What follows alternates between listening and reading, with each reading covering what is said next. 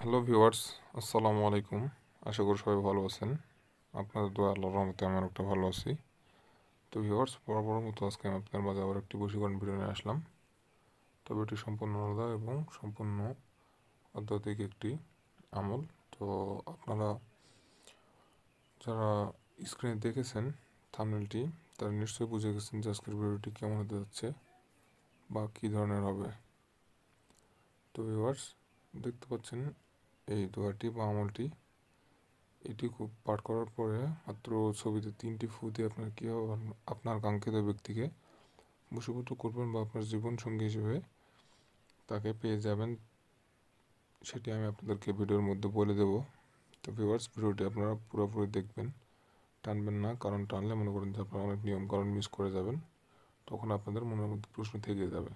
আর যদি পুরো ভিডিওটা মনোযোগ সহকারে দেখেন, তাহলে আমি আশা করি আপনাদের মনে আর কোনো প্রশ্ন থাকবে না এবং কাজটি করতে গেলে সুস্পষ্টভাবে করতে পারবেন এবং কোনো ভুলভ্রান্তি হওয়ার আশঙ্কা থাকবে না। তো ভিউয়ার্স, কীভাবে কাজটি করবেন আমি আপনাদেরকে ভিডিওর মধ্যে বলে দেবো। আর যারা এখন আমার চ্যানেলটি সাবস্ক্রাইব করেন, নতুন দর্শক রয়েছেন, তারা অবশ্যই আমার চ্যানেলটি সাবস্ক্রাইব করবেন এবং পাশে থাকা বেল বাটনটি বাজিয়ে দেবেন পরবর্তী আপডেট ভিডিওগুলো সবার আগে পাওয়ার জন্য।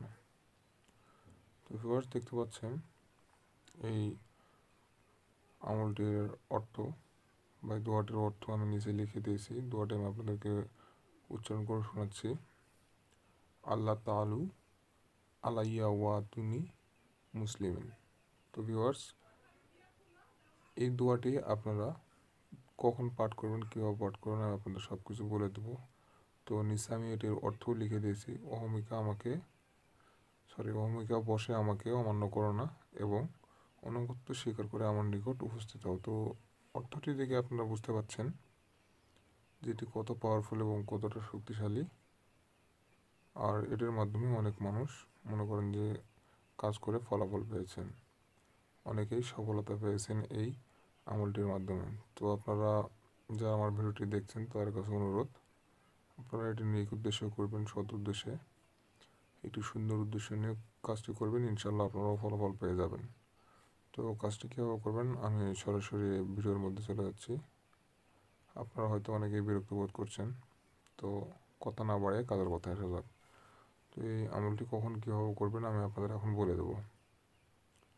তো ভিউয়ার্স, দেখতে পাচ্ছেন এই আমলটি বা দোয়াটি, এটি আপনারা দিনে বা রাতে যখনই করেন না কেন পাক পবিত্র অবস্থায় উজু করে নেবেন। উজু করার পরে আপনারা 2 রাকাত নফল নামাজ পড়ে নেবেন।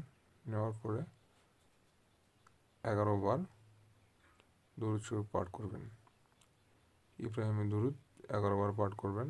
করার পরে এই দোয়াটি 41 বার পাঠ করবেন।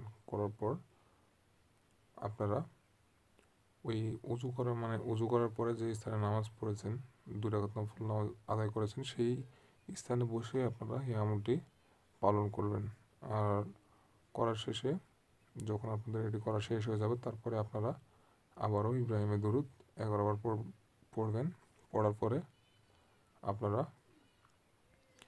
এই আমলটি আবারও 41 বার পাঠ করবেন। এভাবে আপনারা 3 দিন পাঠ করবেন।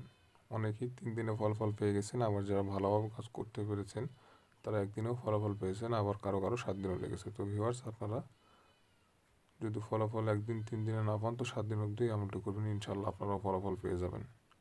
তো ভিউয়ার্স, সবাই ভালো থাকবেন। এই ছিল আজকের ভিডিও। আশা করি সবাইকে বোঝাতে পেরেছি।